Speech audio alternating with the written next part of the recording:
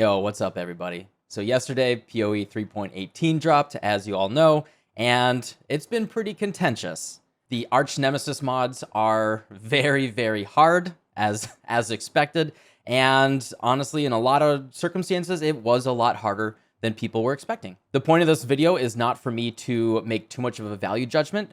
The one thing that I will say is I had a ton of fun yesterday. From the perspective of someone that's been playing this game for about 7 years now, to me, this is basically the single biggest change in the game since ascendancies have been added. So if you think about the way that the game has played for years and years and years now, is you basically just always kill blue monsters for free, and then rare monsters once in a while will be a little annoying, but in general, maybe it takes 2 hits to kill them, as your character scales up. If you're in hardcore solo self-found, maybe it takes 3 hits to kill them. And that really, very clearly, if you look at the history of Path of Exile, was very much out of bounds of the general design philosophy of what magic and rare monsters were supposed to be. If you look at the original inception of Bloodlines and Nemesis, and this is before my time, the purpose of that was to make it more meaningful to engage with those monsters, more strategic, and you have to put a little bit of effort into it. And very clearly, I think if anyone played Ritual League, hopefully you would agree with me that that was very much not the case. Ritual League especially, I think, was basically the peak of power creep in this game, where nearly every build in the game for between 20 and 50 exalts, with the old legacy exploding chests and everything, was one button popping, exploding the entire screen. The concept of magic and rare monsters basically disappeared. And even through the course of leveling through the axe, you had 1 or 2 shot all magic monsters, and rare monsters you would generally just ignore until your character got a little bit stronger, and then you would 2 or 3 shot it. For a pretty long time, that was the course of the power creep, and that's just the way it was. Trying really hard not to put any value judgment on this, just from an objective, outside perspective. That's very obviously outside of the design philosophy of what GGG was going for with those monster types. And so, as Chris said in the Sentinel launch trailer, the original purpose of an ArchNemesis and why they did it kind of as a test run is to have a template to replace the old Nemesis and Bloodlines modifiers. And well, if you've been on YouTube this morning, you've already seen that there are a number of, let's just say, very strongly worded YouTube videos out there that are just, I don't know, just comes off as kind of whiny, and it doesn't offer any solutions, right? And it can be fun and I guess cathartic to just, for 8 minutes, sit there and whine about something. And I think the best thing that we can do, if we really care about making something better, is to offer constructive criticism, without just straight up whining. And the number one rule of constructive criticism is when you have a complaint, you always have to offer potential solutions. All right, so why are the ArchNemesis modifiers so contentious right now? They're hard as hell.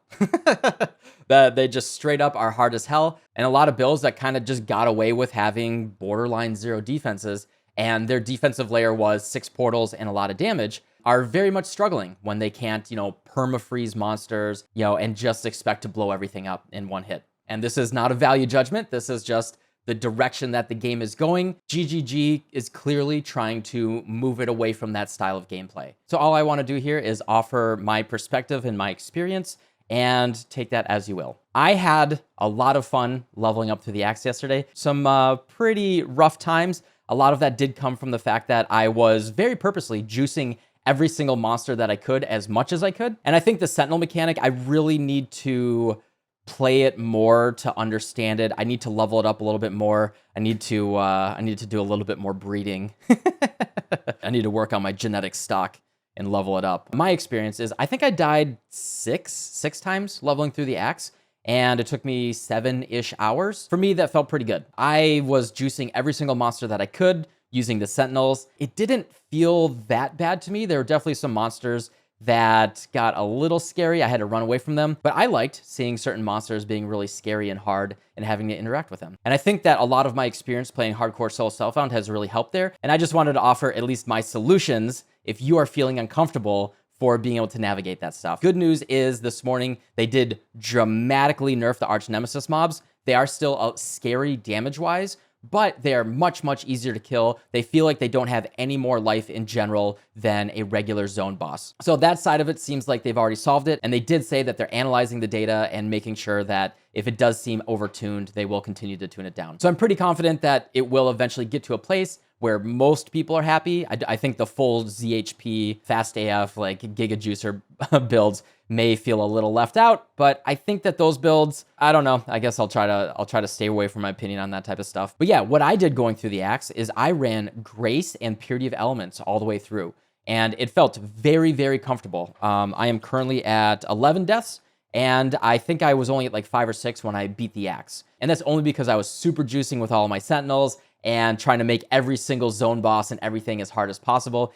In general, it felt pretty navigable just using Purity of Elements and Grace. If I wasn't hardcore, I probably would have rushed a little bit more towards getting the mana reservation efficiency and also sneaking in determination and focusing on more armor, maybe Enduring Cry as well. The other general rule for when you're leveling up is about 300 life per act. And I think a lot of people don't know that or don't understand that. That's like an unspoken rule kind of from the old days of Path of Exile, that more and more, we're just kind of seeing Hollow Palm, Twink leveling, Cast on Death Portal, people dying 300 times. And as we're running into these certain new modifiers, that is harder and harder to do. Like beating Kitava with 1,000 life right now, not going to say it's impossible, but definitely much more difficult than it was. Love it or hate it. My solution for doing that right now is you really don't need damage auras when you're leveling up, right? Like Malevolence right here, it gives me 19% more damage over time. That is, effectively 19% less time for the monster to be alive. But that does get in the way of me running Grace, for example, which brings me from 0 to 46% attack evasion, right? And just getting hit 46% fewer times, you're just going to live way, way longer, right? Especially when you have 30 Roas charging at you. So I think this is very clearly just a restructuring of the way that they want to slow the game down. You can love it or you can hate it, but that is very clearly, right? If you watch the trailer for PoE 2, if you look at the changes that they've done over the past year, and I'm surprised that anyone is surprised that this type of change is pushing the game in that direction. If you look at the DNA of PoE from 8 years ago, and you look at the trailer for PoE 2, where the game is right now is very clearly not where they ever wanted the game originally, and where they don't want the game to be, in a couple years when PoE 2 comes out. Now, I do think, they want to still give us things like Mage Blood and Ashes of the Stars and Headhunter and stuff like that. They want to rein it in a little bit. Definitely, ArchNemesis still feels a touch overtuned, even after the nerf that they did this morning, but just a touch. There's definitely some like absolute BS modifiers that should not be in the game as they are right now. They will just, RF immediately just gets shut off and dies. There's certain mods that are just like, they should not be in the game.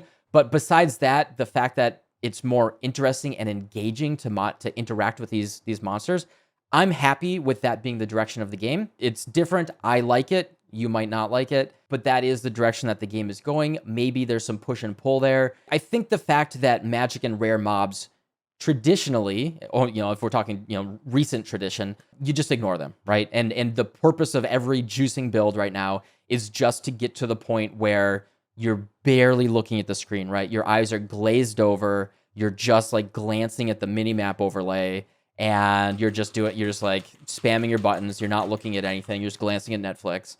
And if that's what you like to do, I think there will still be a place for it. It's just going to be, a higher floor to get there. I'm trying really hard to like avoid too much subjectivity here. This is a game that a company is making. This is their choice to make this game.